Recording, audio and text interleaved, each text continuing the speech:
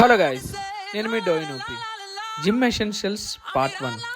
Essentials అంటే ఈ గ్లౌజ్లో బ్యాండ్లో ఇవేవి కాదు. మనం జిమ్ చేసేటప్పుడు కొన్ని మేజర్ యాక్టివిటీస్ని అయితే మనం ఫాలో అవ్వాలి.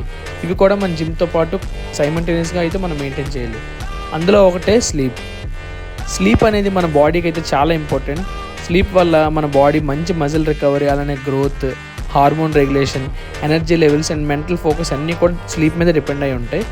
డ్యూరింగ్ మన స్లీప్ అవర్స్లో అయితే మన డ్యామేజ్ అయిన మజిల్ ఫైబర్స్ అన్నీ కూడా రీబిల్డ్ అయ్యి న్యూ టిష్యూస్ ఫామ్ అయ్యి మన బాడీకి అయితే పర్ఫెక్ట్ రిలాక్సేషన్ ఇస్తుంది.